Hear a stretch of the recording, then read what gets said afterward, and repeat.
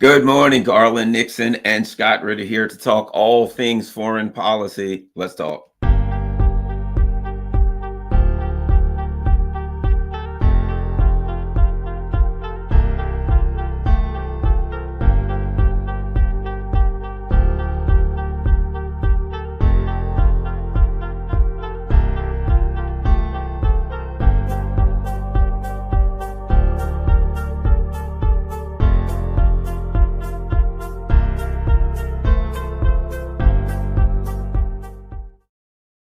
Hi, Garland here with Scott Ritter. And as always, don't forget, go to Scott Ritter's website, scottritterextra.com. That's scottritterextra.com for all of Scott's good work. And of course, as you know, Scott's got to eat. He's got a family. He's got to pay bills. So when you go to scottritterextra.com, make sure that you support Scott and support his hard work. Also, you'll see everything going along below: Patreon, PayPal, buy me a coffee, all that stuff. If you can help the channel, that's certainly appreciated. Don't forget, go to rockfin.com/Garland Nixon to become a member.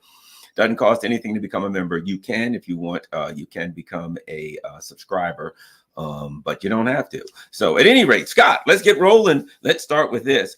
Avdiivka. Things seem to be looking bleak for the Ukraine, both on and off the field. There was a big Time magazine article where they basically came out and said, Zelensky's delusional, and nobody but him believes that they're going to win.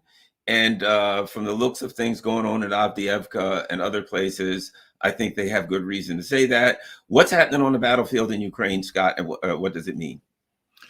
Well, the situation at Avdiivka opened up because of the overall situation that's taking. But you and I have talked about this before. I mean, I hate to be a broken record on this one, but the military math that you and I discussed back in May is playing out. There's a reason why we talk military math. There's a reason why we look at the broader picture. Ukraine had a very large army back then that was made larger by the additional 90,000 trained NATO-trained soldiers, 300 tanks, 500 infantry fighting vehicles, that whole thing. It was there. But when we looked at that, you and I both looked backwards and went, what's behind that? Not much, nothing. So this is it. Meanwhile, we're looking at the Russians saying, okay, they can meet that, but they got 300,000 at least. They haven't committed yet. And so as the Ukrainians feed the 90,000 into the meat grinder and then consume them and divert additional resources to that meat grinder, they are burning through resources at a rate higher than these resources can be replaced. Meanwhile, Russia is burning through their resources at a very low rate, meaning that they don't have to match the Ukrainians in terms of replacements, and they can hold back these forces. And as the Ukrainians strip the line now that they burned through that original 90,000, strip the line to feed that fighting, gaps open up. And then the Russians can put forces in to that gap. And that's what happened at Vika. It's a strategically important area. Look, there's a quarry in Vika that had been used by the Ukrainians to launch artillery strikes into Donetsk. It's been a thorn in the side of the Donetsk People's Republic and now the Russian military for some time now. But it's a heavily defended piece of terrain. I mean, they literally been pouring concrete for years. There's a factory there that provides a solid foundation of infrastructure around which to build a defense. There was a slag heap that was dominating that allowed anybody on top of the slag heap to observe and call in artillery. The Ukrainians have controlled that slag heap for some time now.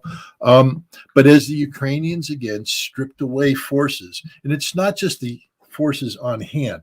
The thing about positional warfare is you keep forces, in the line of contact to maintain an equilibrium. The key there is, do you have forces capable of responding to any given point if the other side decides, hey, we're going to push forward a little bit here?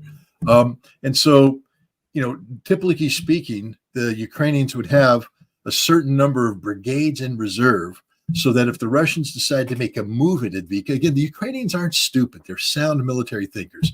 They'll sit there and say, okay, hold fast in the center, take 3 brigades and attack that Russian right flanking movement there, and then take another 2, hit the southern flanking movement, and then position forces behind that so the Russians know that we can sustain this. And generally what happens is if the Russians make a move and the Ukrainians check it and they have sufficient forces, the Russians will say, now's not the time for that fight.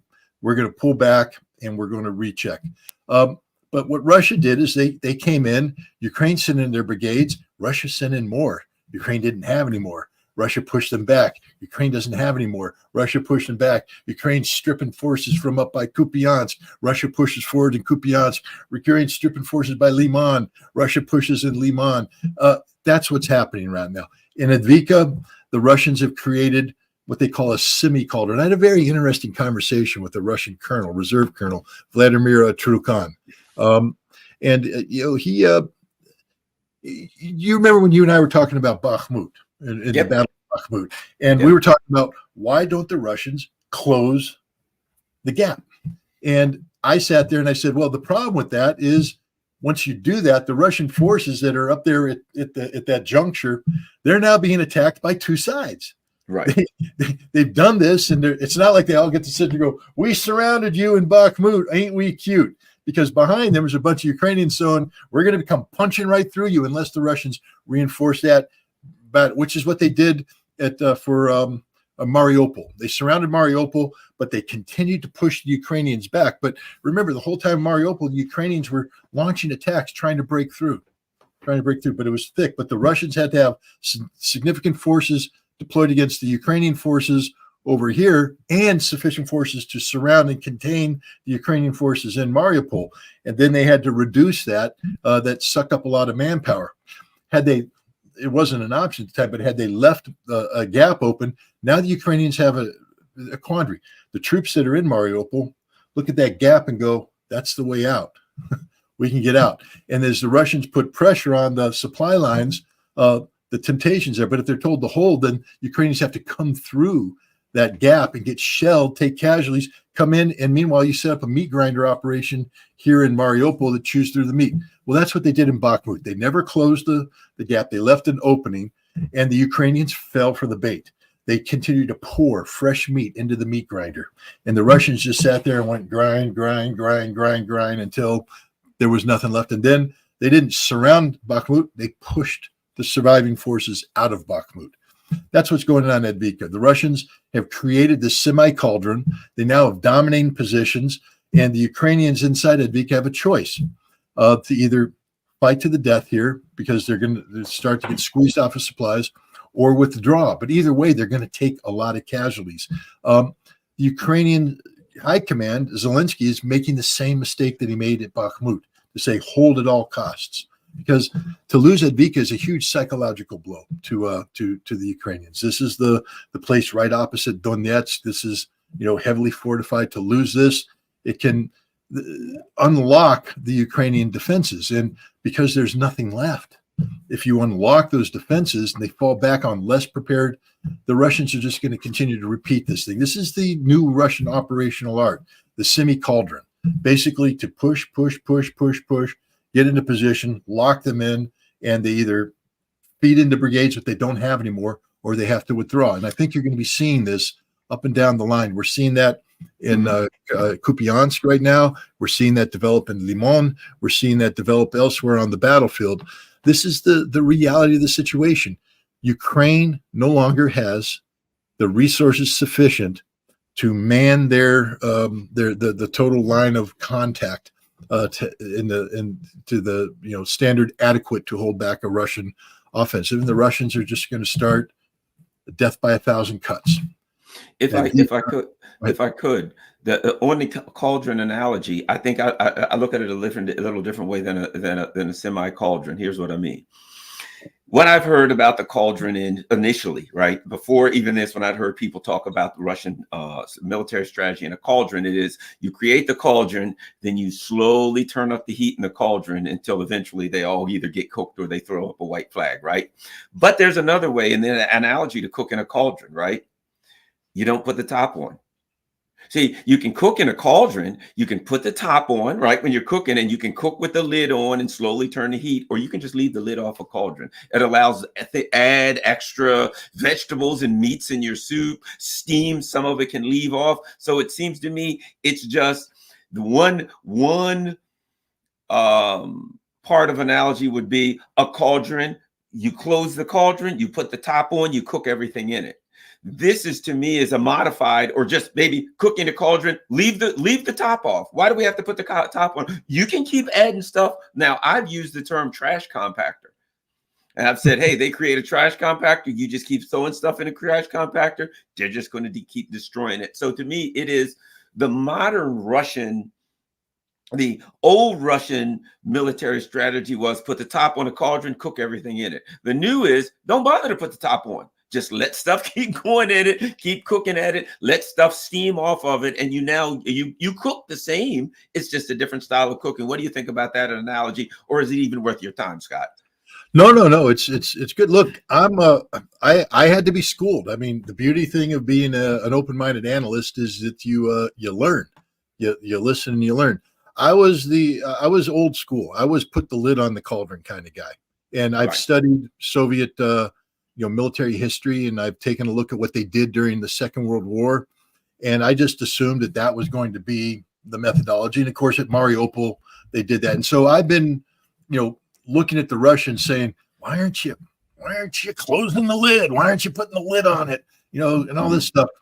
But the problem is, again, I went back after I talked to Colonel Turkan. I went back and I reread history. When you put the lid on it, you take a lot of casualties and you open yourself up. By putting the lid on it, you actually limit your operational options. You are now committed to literally a battle of containment that you can't deviate from, because if you're locked into that, now the enemy has the initiative in seeking to push you back. And oftentimes, if you go study the battles that took place around Kharkov in 1943, the toing and froing, it was a lot of it was based on the Russians trying to put the lid on a cauldron, and the Germans counterattacking, cutting off Russian advances, inflicting casualties, etc. The Russian army today is not in the business of taking unnecessary casualties. I mean, war is hell, and you're going to lose guys, and they are losing guys.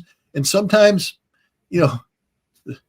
you don't know the enemy's ready for you until the enemy shows you they're ready. There's a lot of people like, well, the Russians sent a battalion into, an advance on Advika, and they got whipped up pretty good. Yeah, it happens sometimes, guys. It's called war, and it happened. They pull back and they go, that's a strong point, so we're going to reduce it by firepower, and we're going to maneuver around it.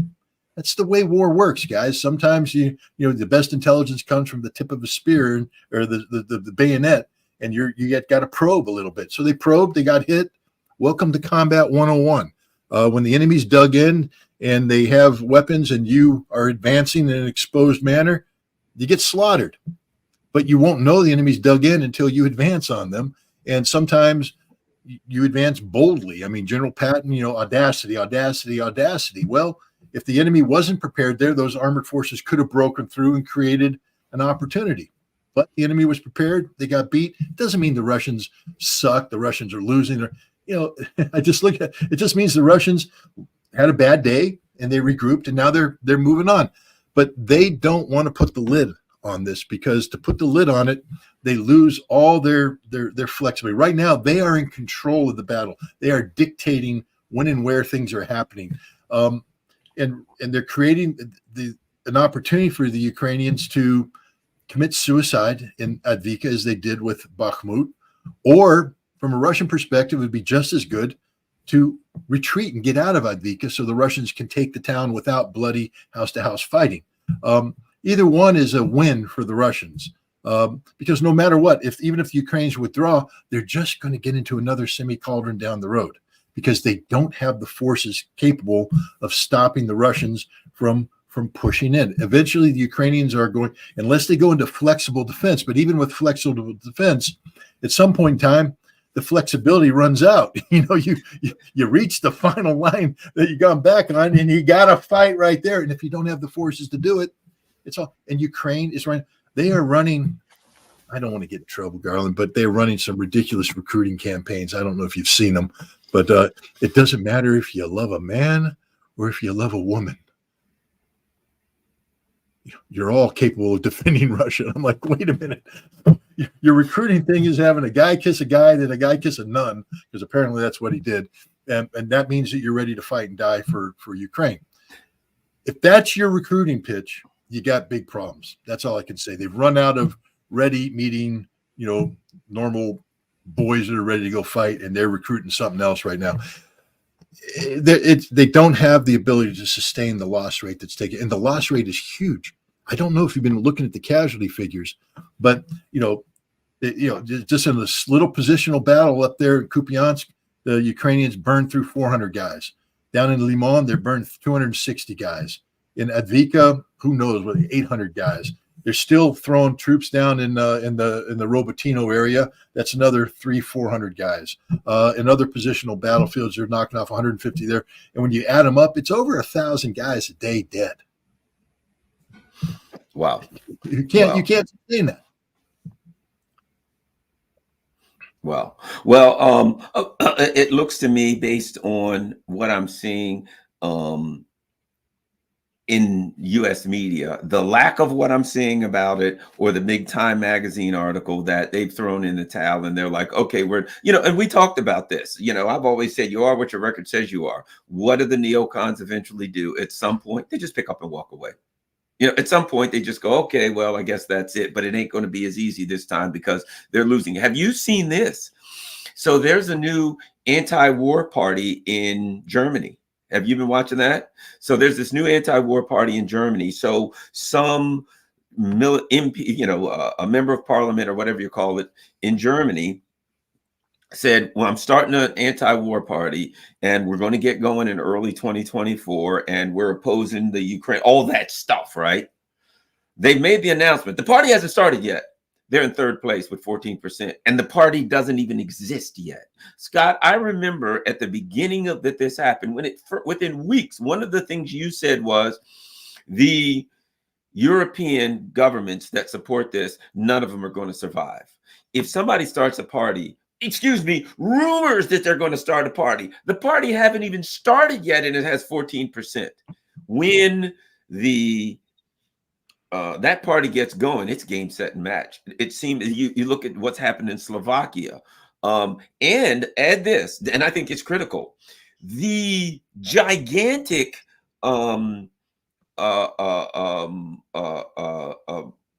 rallies that are going on all over the place relative to what's happening in the Middle East.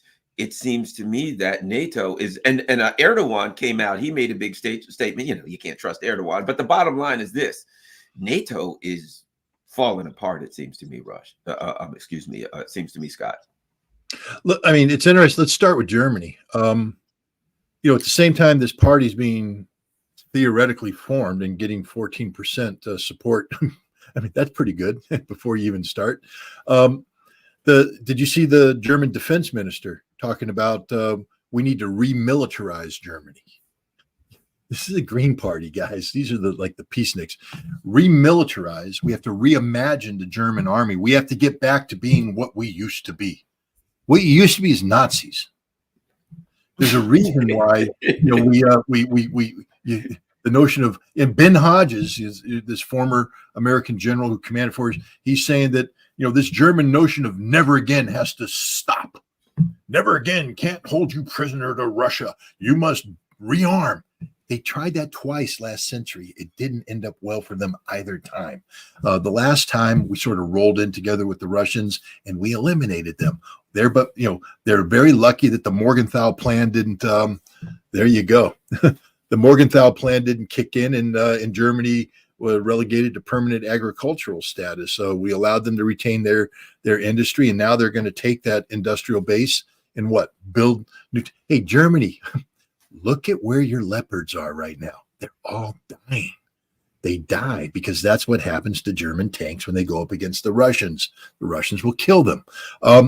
So there's this happening. And he's talking about doing this at a time when the German economy is in crisis. They're deindustrializing as we speak. Jobs are fleeing the country. There's a whole bunch of discontent. And so who are the voters going to flock around? The idiot Green Party guy who says we have to remilitarize, or the people who say, no, how about peace in our time, and let's start looking at home and how we can be prosperous without going to war. 14%, it's going to be bigger than that by the time they're done, because in addition to putting a good product out there, at least what we hope is a good product, their competition's gone insane, literally insane. I know Pistorius is a member of the Social Democrats, but he's part of a coalition government where the Greens play a heavy role. But the bottom line is they're out. I think this is it for them. This is a last gasp. They don't know how to handle Ukraine. One of the problems about not assessing Ukraine properly in this conflict properly, remember, everybody fall into the anti-Putin. You're not allowed to consider the Russian point of view. Hell, you can't even say anything positive about Russia, or else you're pro-Putin. I mean, that's how it was. Anybody trying to be realistic about the analysis, you, me, others, were dismissed. And by dismissing us, you allow this fantasy-based world to exist that is now falling down around them, and they don't know how to respond. So if your go-to move after 600 days of humiliation, where everything you've sent to Ukraine has been chewed up, burned, destroyed, corrupted, etc., Ukraine's got nothing left. The Russians, meanwhile, and this is a point I just try to make to people. At a time when NATO has said we need 300,000 rapid response force. You remember out of Vilnius summit, they need those 300,000 guys. And everybody went, where are they coming from? We don't know, but we need them. At a time when the U.S. Army, who needed 60,000 recruits, new recruits, in the last recruiting cycle, was 15,000 short. That's like a division and a half, guys. Maybe a strong armored division. We don't have 15,000 people we need.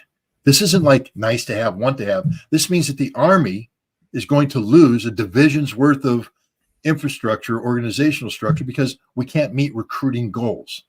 So that's down. Let's talk about what the Russians did in the last 600 days. They mobilized 300,000 reservists. They got 300,000 more volunteers for the special military operation. That's 600,000 for the special military operation alone. In addition to that, they have expanded the Russian army from 900,000 to 1.5 million, an additional 600,000. So in the last 600 days, Russia has increased its military by 1.2 million people. And these are guys who are armed, trained, equipped, etc. Russia's doing it all. There's a reason why U.S. News and World Report, I don't know if people saw this, but the new rankings came out, power rankings in the world. For the first time, Russia's number one. America's number two.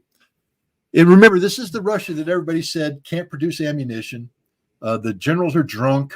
The troops are surrendering. They're fighting with shovels. And let's not forget, they don't even have anything with. That's pretty good military for fighting guys. Yeah. And now they're the number one force. You want to know why they're number one force in the world? Because they do it better than anybody else out there. And these boys, the average age, normally when you have these massive mobilizations, the average age becomes very small. Look at conscription in Vietnam. The average age is 19 years old. In World War II, we recruited a lot of people. It was a little bit higher, but there's a lot of 18, 19, 20-year-olds in there. You know what the average age of the soldier fighting on this SMO is? 35. 35. Want to know why? Because there's a whole bunch of Russian men sitting back at home in their job, doing their job, contributing to Russia, paying their taxes. They come home and they look at their wives and they say, I'm not a man. And the wife says, what do you mean you're not a man? I'm not a man. There's Nazis in Ukraine. There's a fight in Ukraine, a fight for the motherland, and I'm here. I got to go. 300,000 of them packed up, went off.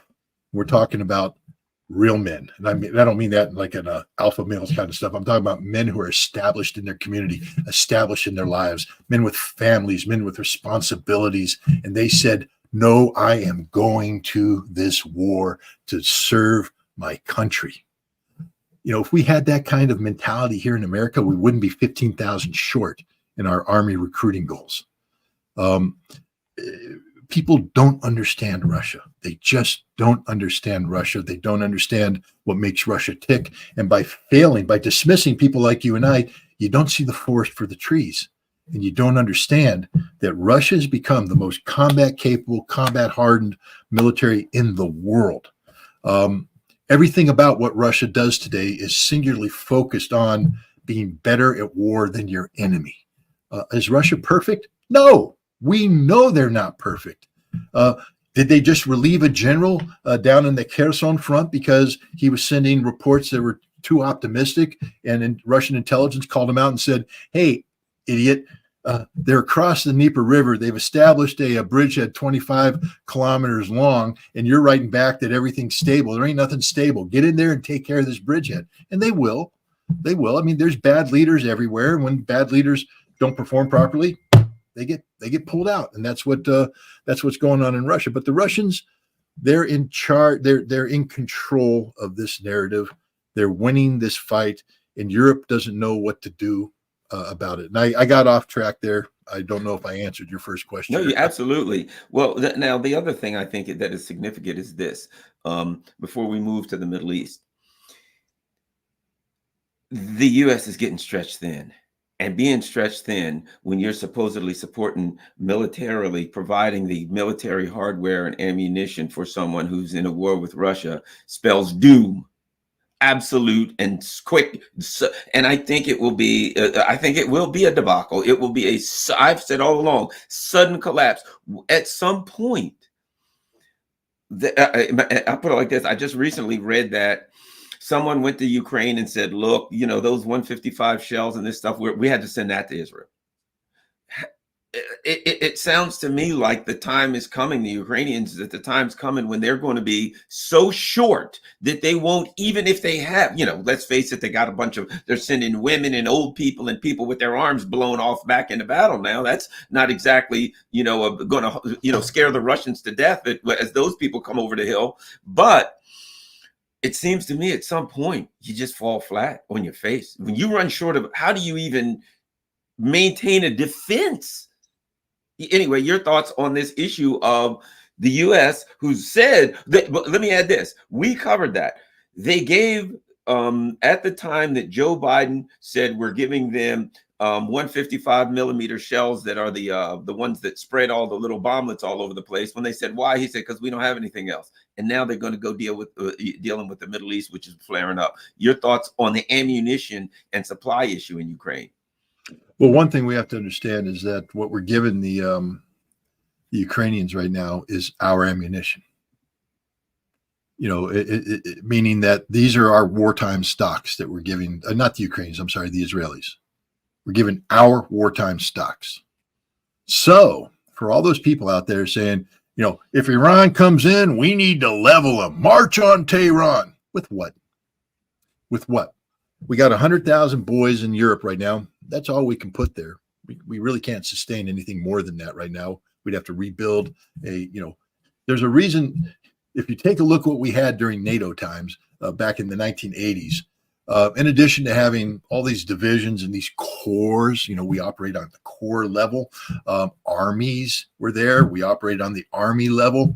We had theater support groups that managed a whole bunch of logistical sites. Wars are won by logistics, believe it or not. And you had these logistical sites that had depots with ammunition and equipment and consumables and all this kind of stuff was all there, ready to go in there. We got rid of all that. When we drew down, we got rid of all. For a while there, we had 60,000 troops in Germany. And in order to support, you don't maintain a logistical support network infrastructure that by itself was more than 60,000 guys. I'm talking, there's probably 100,000 guys keeping that baby running. That gets dropped down to nothing. And now we haven't increased the sustainability by much, and we flowed 100,000 troops into Europe. We don't have any more to flow in Europe because, again, it's like the Ukrainians, is a battle of, you have to rob Peter to pay Paul. You want to send more troops to Europe? What about all those troops you got earmarked for North Korea, for Korea? Now we have to take those brigades and divert them. But what's going to replace those? Oh, well, we'll take some reserve people. All right, but be careful, because some of those reservists are earmarked for the Middle East. If we go to Iran, the Pentagon told Trump back when he talked about bombing the Iranians in retaliation for bringing down the RQ-4 drone, the Global Hawk. They said, in order for us to defeat Iran, it's going to take months, if not years. But the first thing we have to do is mobilize a force of around 900,000 men. We don't have that. So we'd have to mobilize that. And now we have to get them over to the Middle East. How?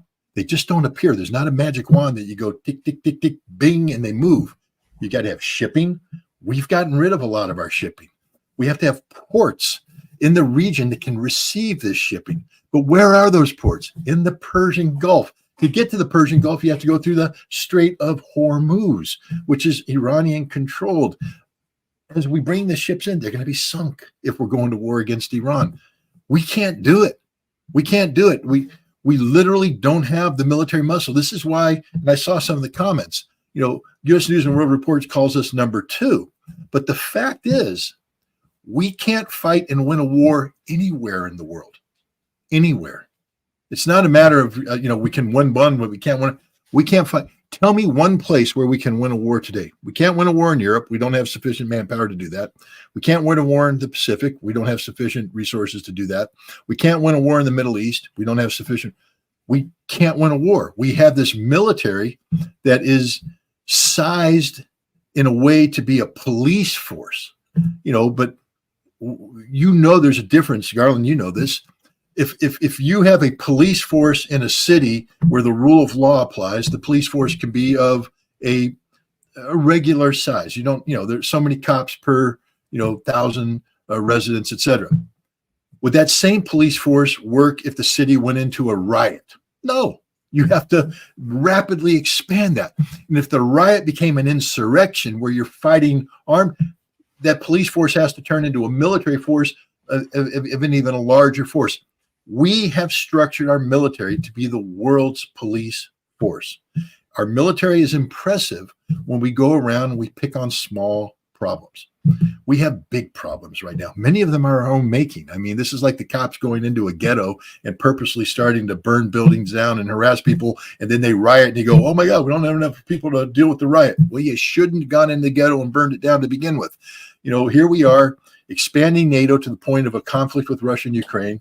Here we are blindly supporting Israeli Zionist ambitions to the point where it explodes into the violence here.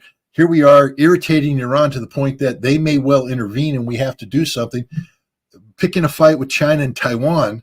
We're doing all this and we don't have the military to back it up at all. If I may, Scott, I think it's like our military math issue. Here's the number. And as the U.S. became more seeing itself as the unipolar empire that rules the world. Okay, let's just say as a number, we got 100,000 troops in Europe. Okay, we got 100,000, 500,000, whatever, but let's use 100,000 troops in Europe. So the U.S. then says, oh, it's the war on terror. We're going to occupy the Middle East. We're going to have to take 50,000 of those troops and put them in the Middle East, 50,000, and now we've halved. Right. And then we say, oh, wait a minute, we got to confront China.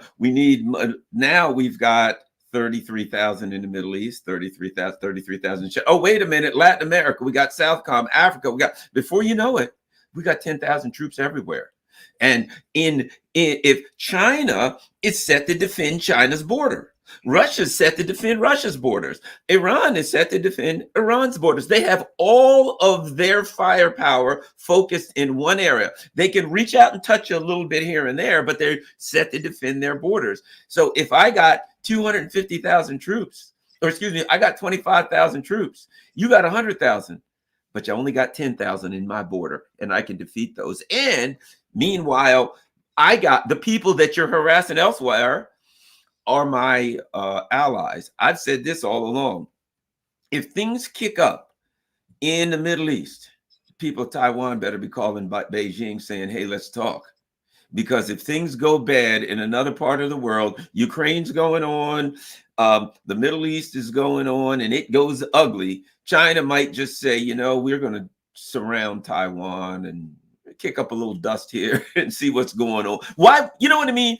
I'm not saying they would attack. I don't think China wants to attack Taiwan, but they could put the pressure on Taiwan to force what they want. Although I'll say this, Taiwan's got elections coming up. And if the people in Taiwan are looking at what the hell's going on right now at other protectorates of the U.S., they're probably going to start thinking twice. Scott.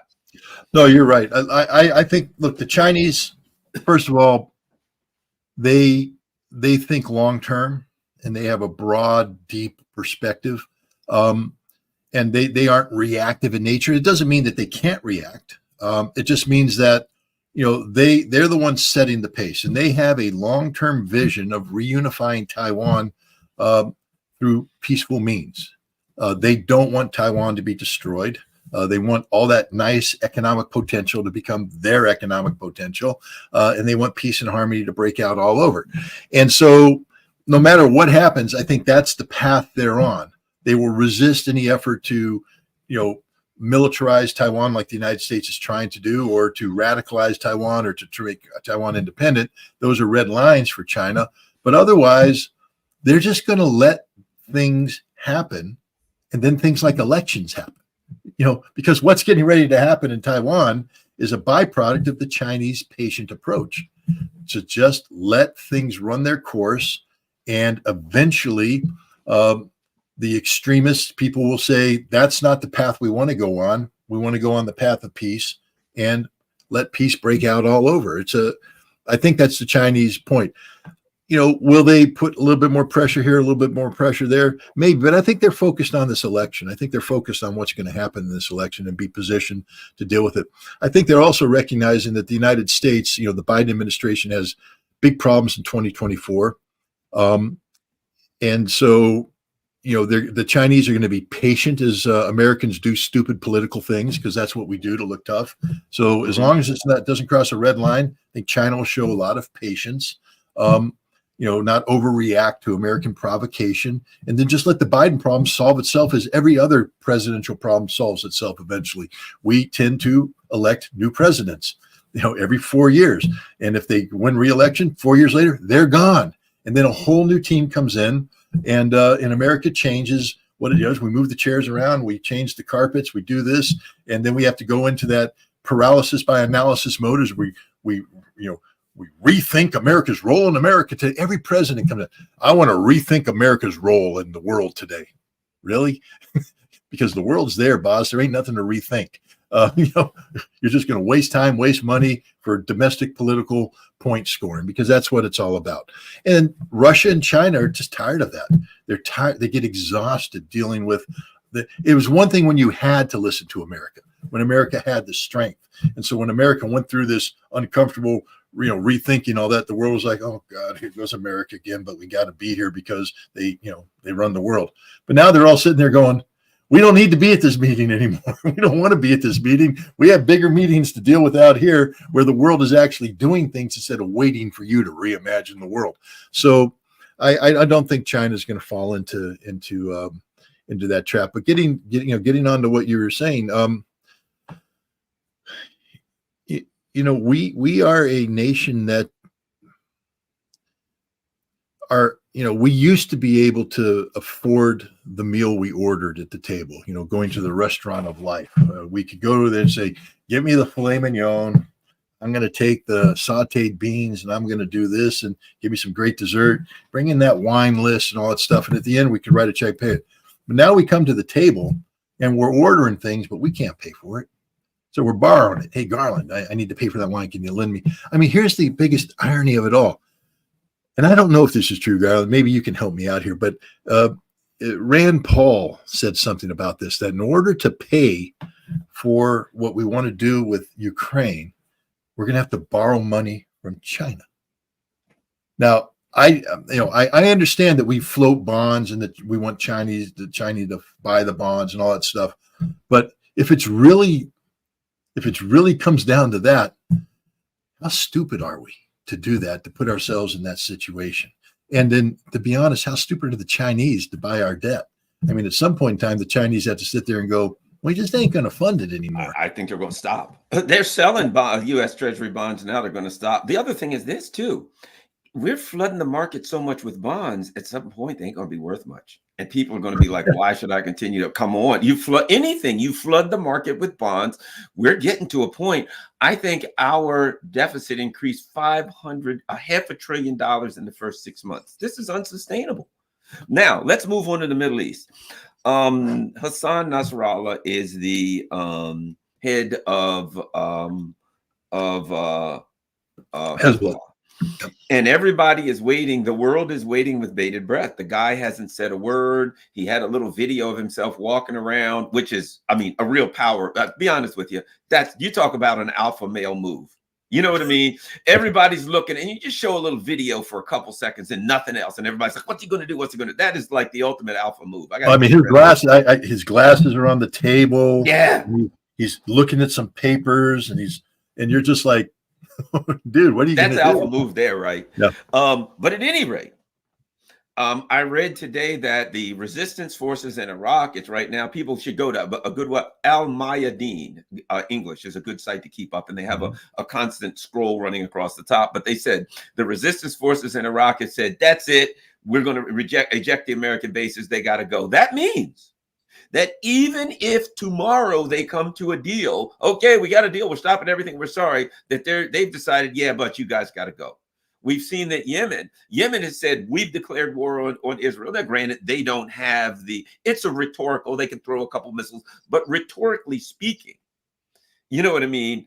We're starting to see something going in a direction that could be what I would refer to, they call it a regional war. I call it a civilizational war.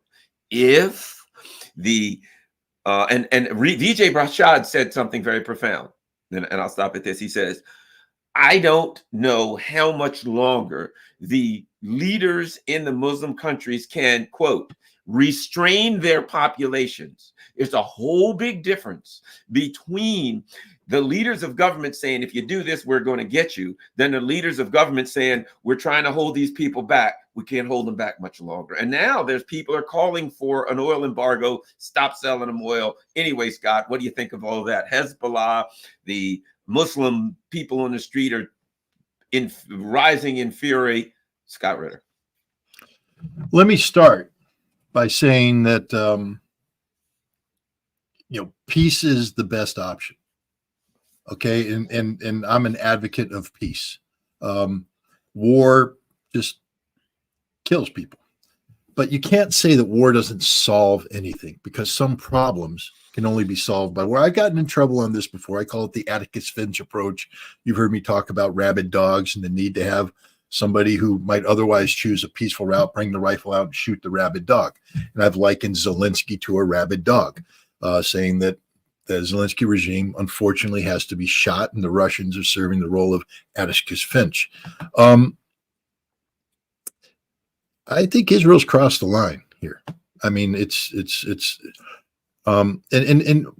were crossing it well before October 7th. Understand that October 7th was history is going to show that, I believe history will show that it was a genius move on the part of Hamas.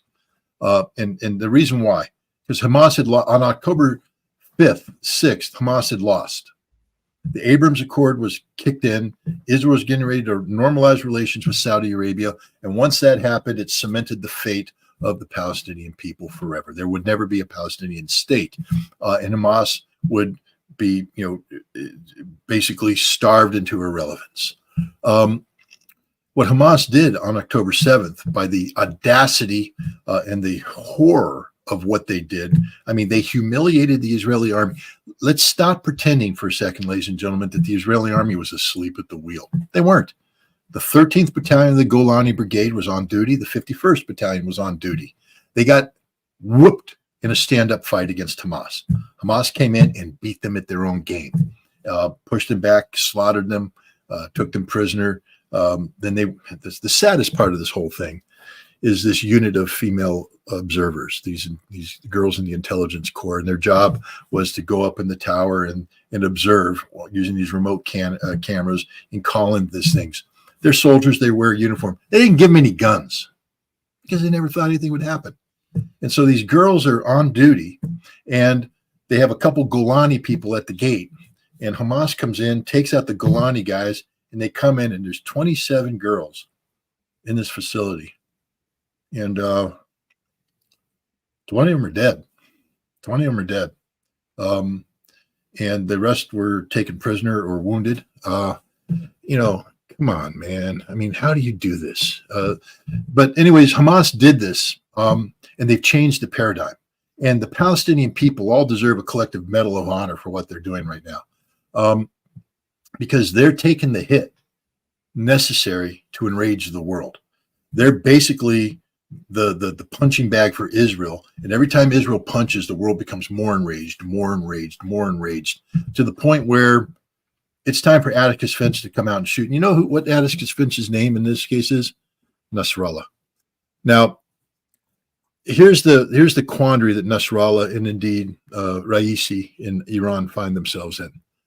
For so long now, they've articulated as the true defenders of Al-Aqsa Mosque, of Quds, Jerusalem, etc. We are the true defenders, and therefore we are the true defenders of the Palestinian people. And they were criticizing Saudi Arabia for normalizing and all this stuff. All right, you did all that. And Iran, you built up this huge military, this huge ballistic missile force that is a force of deterrence. It is literally a force of deterrence. And it's designed to keep the Israelis at bay, keep America at bay. This is why America doesn't bomb Iran, or Israel doesn't bomb Iran, because the deterrence could be unleashed. But you've also articulated that it's a force there to defend the Palestinian people. The same thing with Hezbollah. We are brothers with Hamas. We have 200,000 rockets, 100,000 which are precision guided. We have a plan to go in and take North, all this stuff. What Hamas did is called their bluff.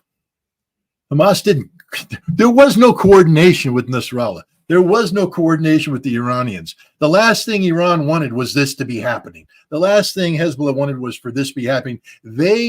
Iran made peace with Saudi Arabia, ladies and gentlemen. Iran had said, we're going to normalize relations, and we know what they're doing with the Palestinians, and we don't care, because it's not our political problem. It's their political problem. Saudi Arabia has to live with the Palestinian issue. We're focusing on expanding economic relations with Asia and all this kind of stuff, the big pit, and all of a sudden, boom, damn it. Palestine just blew up. And now our bluff has been called. And that's what Hamas has done. They have called the bluff of Nasrallah in Iran. And if they don't answer it, I will tell you this right now. I have a very well-positioned person in the Middle East who has said that he calls them Judas Iscariot. He says, if Hezbollah stays out of this fight, they forever have lost face. They've become nothing. Nobody will support them anymore. The same thing with Iran. Iran will stop being the symbol of anything because it's a bunch of empty promises. And now Israel bombed this refugee camp to kill one Hamas leader and maybe a couple of his subordinates. They put 6 2,000-pound JDAMs on a refugee camp packed with innocent civilians. Mass murder. And I don't care what speech Nasrallah had 2 days ago. You know, he could sit there and show them leaflets. As soon as Israel bombed that refugee camp, he had to rip up that speech and write a new one, because that has to be addressed. Here's the problem for Israel. They will lose this war. I mean, they're going to lose. They've already lost against Hamas. It doesn't mean the strategic defeat of Israel, but they can't beat Hamas. So eventually it's going to be like 2006, where Israel will have to step back, do a ceasefire, etc. If Hezbollah comes in, Israel stands a chance of losing everything, because Hezbollah, if he commits with the total power of Hezbollah, the Israeli military infrastructure, civil infrastructure, economic will be taken off the face of the earth. The 100,000 precision-guided missiles, there ain't 100,000 targets in Israel. This will be devastating for Israel.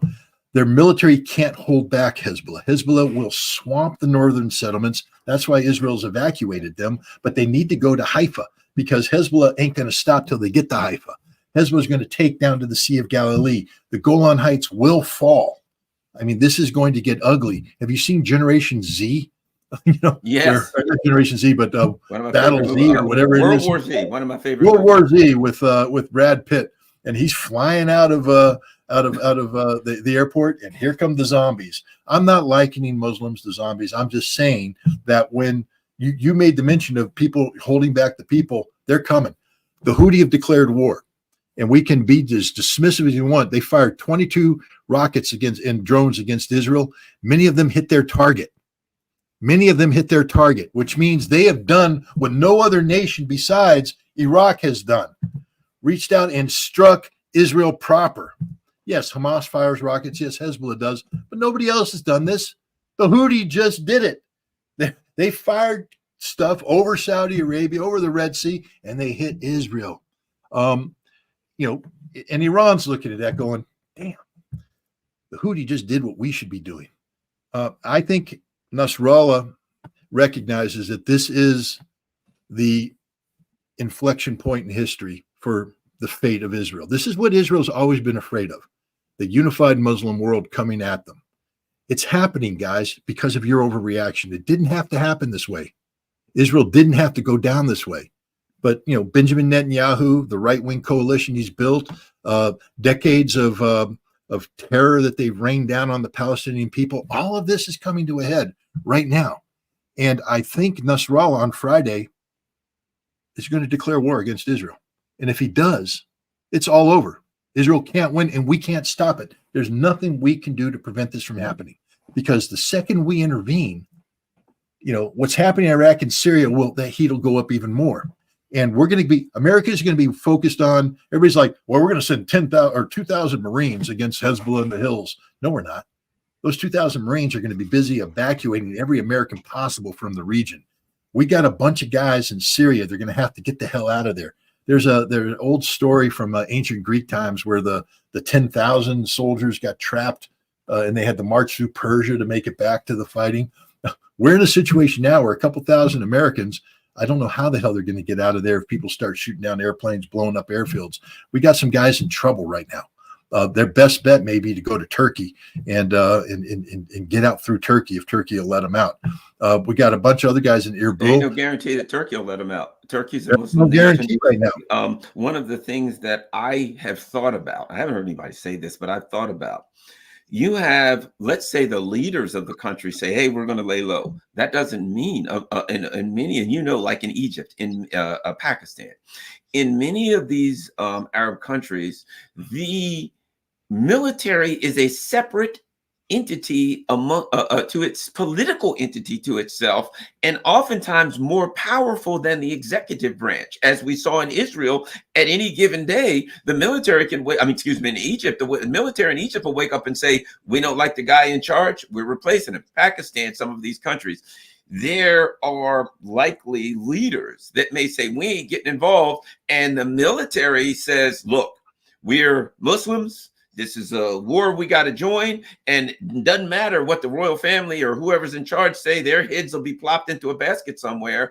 and you could have virtual military takeovers of countries that you wouldn't think would attack, that would say, that's it. We'd like to talk to the leader of our country, but he's, shall we say, indisposed permanently. The military's taken over.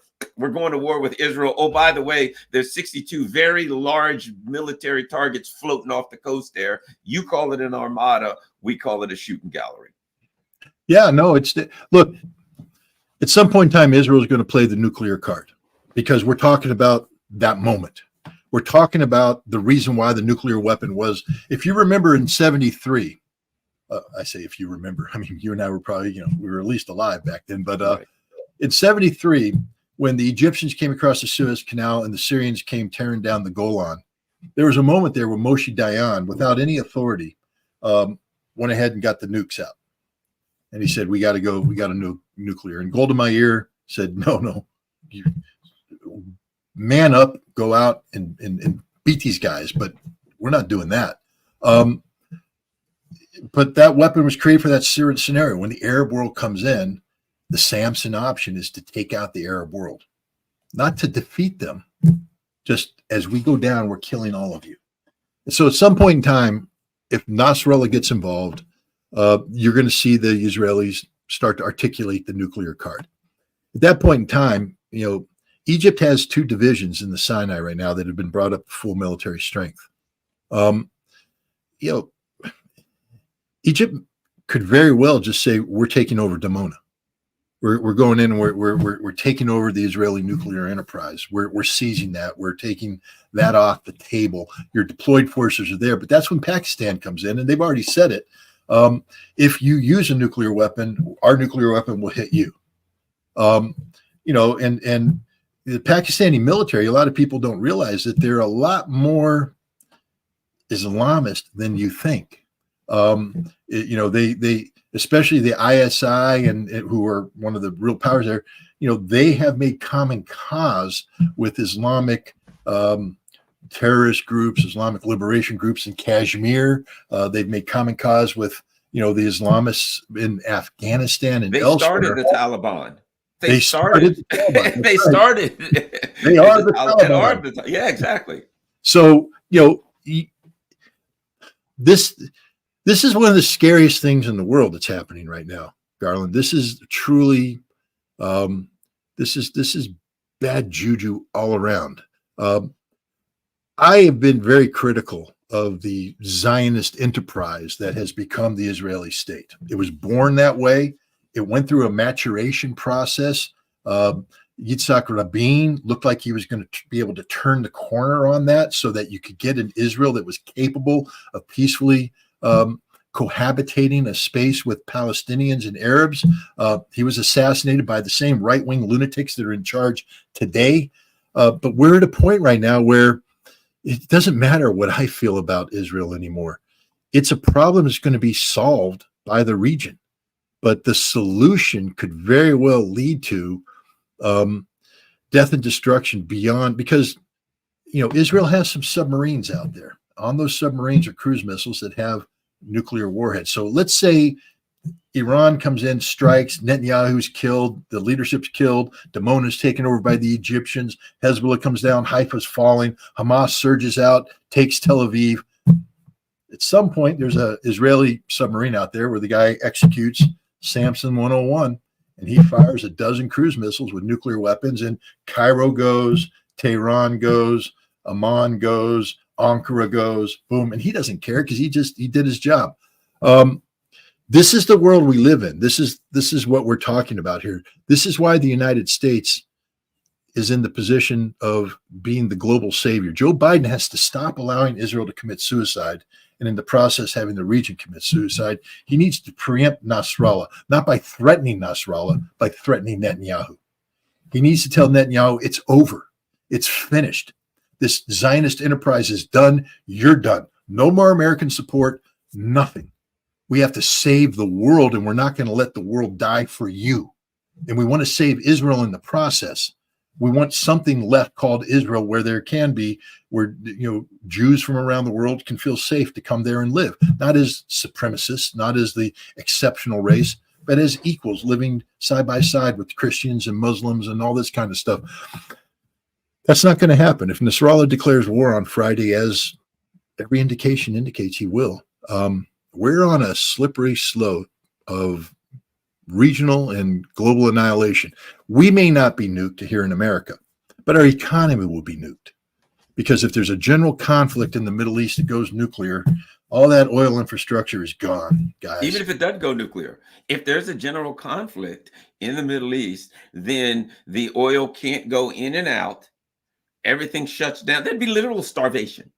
You know what I mean? You can't get, you don't have diesel fuel to get things to market. You don't have fuel to run anything at that point. Even if there's a regular war in the Middle East, at that point, what happens? Here's the question.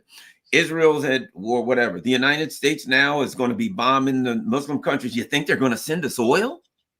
And can any ship, if you have a war zone, ships are not insured in a war zone. So now all the shippers, even if you have somewhat of a conflict in the Straits of Hormuz, whatever, the Red Sea, whatever, right?